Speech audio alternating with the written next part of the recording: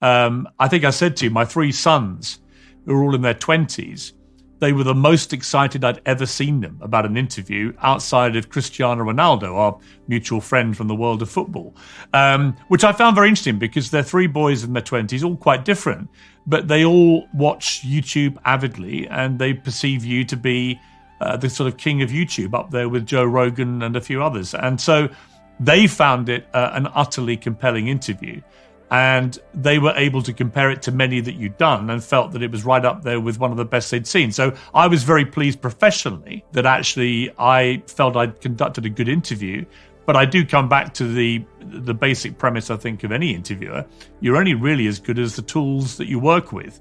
And in your case, you came, I think, prepared to be very open, to be very honest, to be emotional.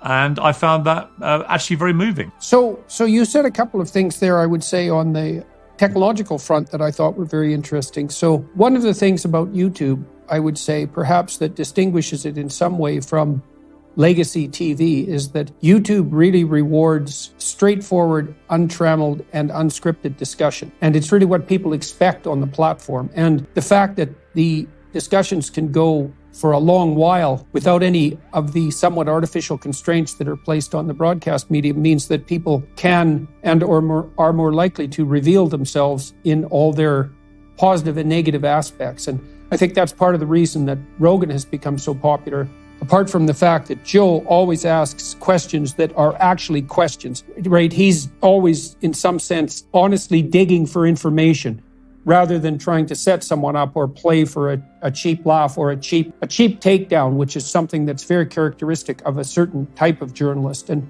that doesn't play well at all on YouTube, interestingly enough. It makes people infamous very rapidly.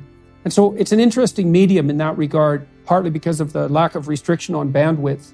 And then you also mentioned the clips issue. And one of the things that's quite remarkable about YouTube and makes talking there much different than publishing a book, let's say. Well, first of all, the audience is much broader on YouTube than it is on the publishing front by an order of magnitude likely, which is a lot. But also, you can't sell a book by the sentence or the paragraph, but YouTube videos are infinitely fractionable, and you can clip 1 minute or 3 minutes or 10 minutes or 15 minutes, and there's an independent market for every one of those length of clips. And so that's a very interesting new technological possibility to delve into. And you've seen TikTok emerge and YouTube Shorts and Instagram, all these social media platforms that have their own culture that capitalize on that capacity to fractionate YouTube or to fractionate video. And so it's very interesting to try to contend with all that.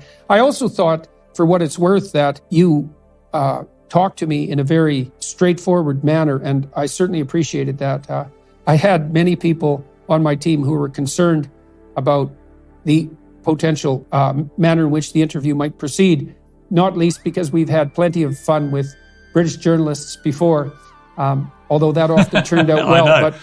But you also said during that interview, or maybe it was before we talked, that you had been thinking about listening in a way that was somewhat new for you, or at least new in part. I mean, everybody learns as they go along. And so I was curious afterwards about what exactly that meant, because I really felt that during the interview, you did listen to me, and that we had, and vice versa, hopefully, and that as a consequence, we genuinely communicated. And I think that was part of the reason that made the interview successful. Yeah, I mean, it was my middle son, who's a young actor and photographer, and listens avidly to YouTube, and most of your stuff he's watched in recent years.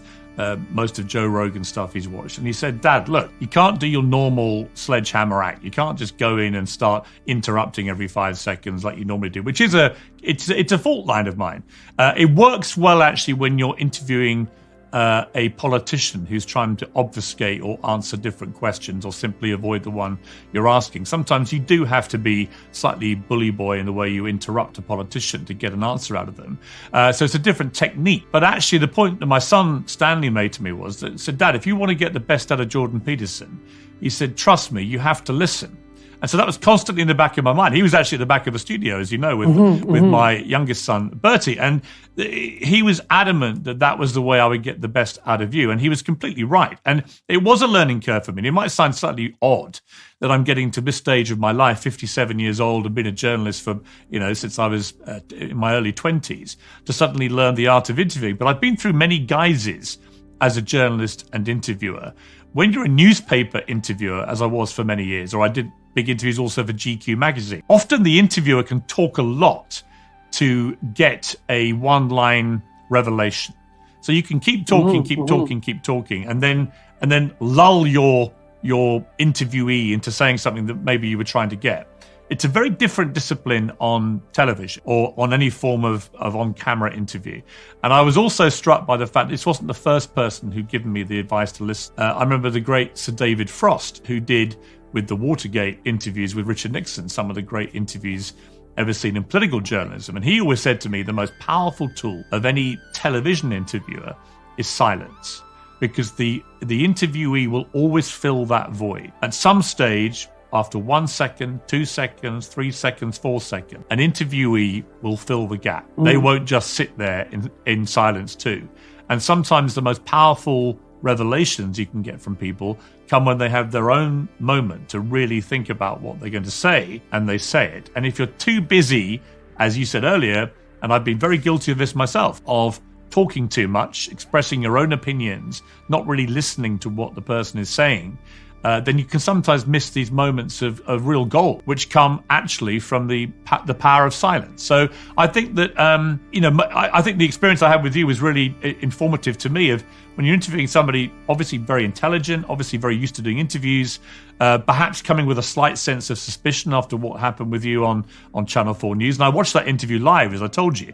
And I just felt in that interview, I know the interviewer, Kathy Newman, and I felt that she didn't really know who you were, hadn't done quite enough research into what you really felt and what you really thought, and had made a series of presumptions about you, which you were able to bat away quite quickly. And it made for very uncomfortable viewing if you were a Channel 4 News viewer, because it was quite clear that you were slightly on parallel lines. So I think that, I found our experience really, really good, actually. I felt that had I done my political interview technique with you, I think you would have clammed up. It would have been, well, you wouldn't have clammed up, but I think it would have been a much more confrontational exchange, which I wasn't seeking to get, because I actually agree with a lot of what you say. So to me, it does depend who the interviewee is. It might depend too on, it might also depend on exactly what the purpose of the stage is. So if you're a political actor, let's say, and you're acting instrumentally, so you have a purpose in the interview that's a priori, then you're going to be inclined, as the person being interviewed, to craft your words and to make sure you don't step in anything